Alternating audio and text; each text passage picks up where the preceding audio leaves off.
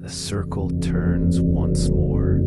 In the shadows of forgotten forests, and beneath the cold stones of ancient ruins, the old craft continues its quiet pulse.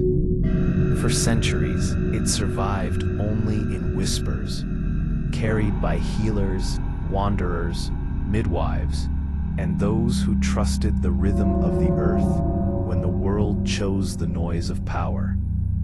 What we uncover now is not bound by pages or numbers. It is a doorway into a living tradition, a path shaped by secrecy, courage, and the unbroken lineage of those who walked between the worlds. These were the guardians of nature, the keepers of symbols, the seekers of forgotten truths. This is not merely history.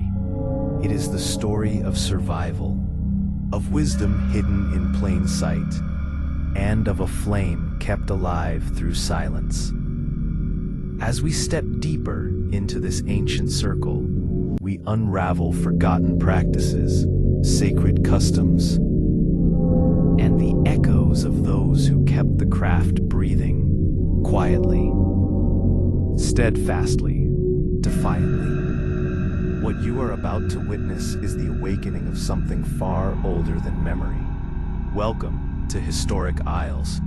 There are moments in history when silence speaks louder than words, when the past refuses to lie quietly, and something long forgotten stirs beneath the surface of time. Some knowledge dies, some fades, but a few truths, they simply wait, patiently, quietly, like embers buried under cold ash, ready to glow the moment someone brushes the dust away. This was one of those truths.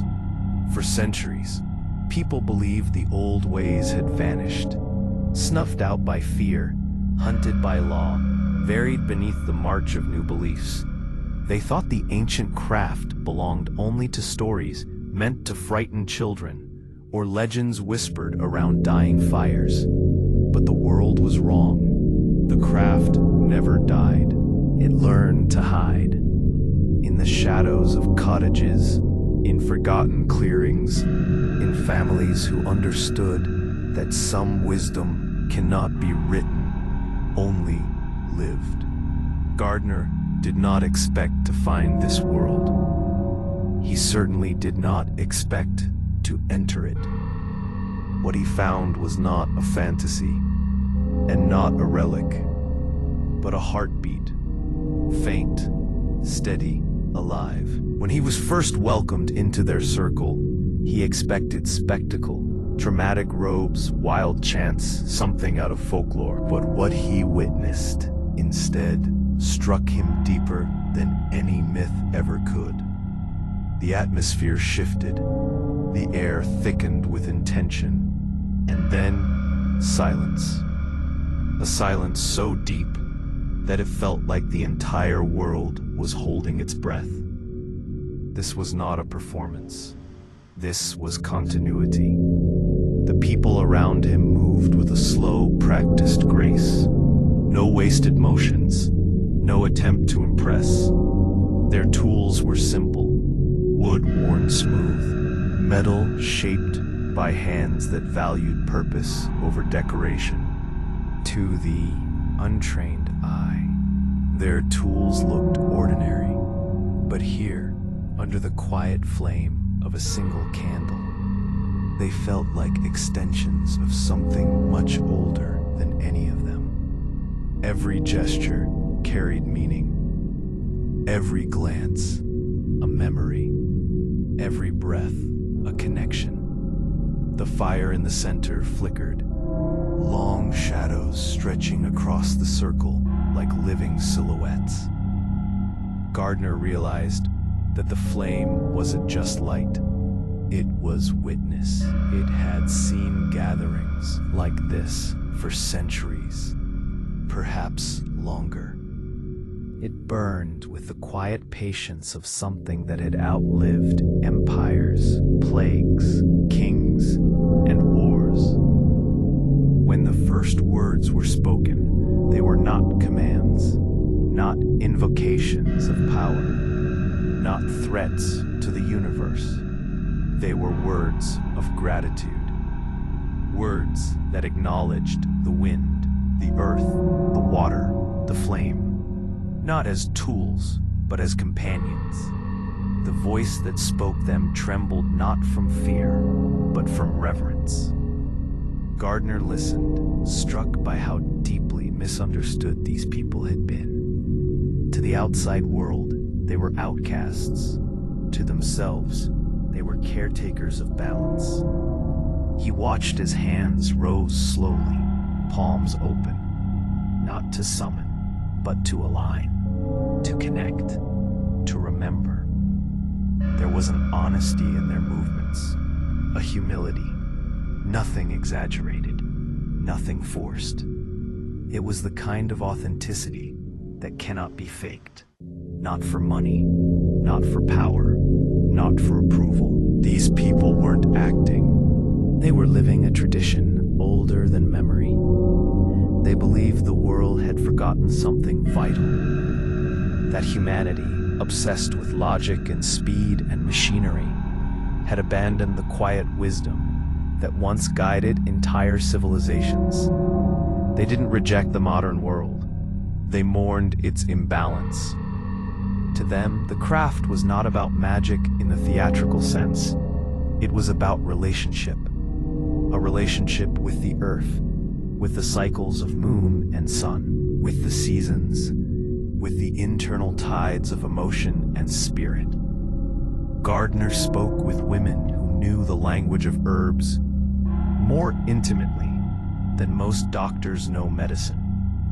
He met men who carried strength, not as aggression, but as presence. He met elders whose eyes held decades of unspoken history, people who had survived ridicule, danger, and the long shadow of persecution. Their silence was not submission, it was protection. Generations had taught them one lesson repeatedly: to be seen is to be misunderstood. So they hid, not because they were ashamed, but because their truth had been twisted too many times. But Gardner saw something else beneath that fear: pride. A quiet, wise, dangerous love impacting the world with her deeper feelings. Resilient pride. The pride of people who knew their path, even if the world refused to see its value. He realized that their rights were not escapes from reality. They were ways to return to it, to center the mind, to align the emotion, to sharpen the intention, to remember that humans are part of nature, not above it. What struck him most was not the ritual itself, but the bond among the participants, the trust, the discipline, the sense that each person was a guardian of something fragile and sacred.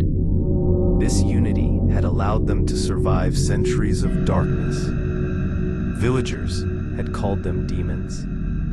Authorities had called them criminals. Stories had painted them as monsters.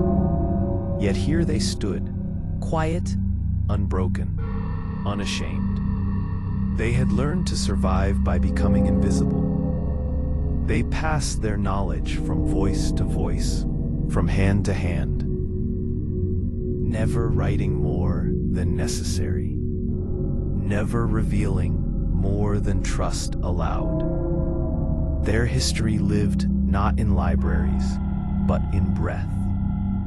Gardner understood then that he was witnessing something rare, a living relic, not of superstition, but of resilience. A tradition that had weathered storms, not by fighting them, but by bending with them. A flame that had survived not because it was guarded by walls, but because it was guarded by people. People who knew the value of silence. People who knew the cost of truth. People who believed that the human spirit was meant to move, in rhythm with the world, not against it. This realization changed him. He saw that the modern world's greatest loss was not ancient rituals or forgotten symbols. It was the loss of connection. Connection to nature. Connection to intuition. Connection to the unseen threads that tie life together. The craft had preserved those threads. And so in that circle of quiet strength, Gardner found not an artifact of the past, but a living bridge. A bridge between forgotten wisdom and a world searching desperately for meaning. A bridge between silence and voice. A bridge between what humanity once knew instinctively and what it must learn to remember again. The old ways had survived, not as ghost stories, not as rebellion, but as a whisper of truth carried through centuries of darkness. And now, after lifetimes of hiding, the whisper was becoming a voice.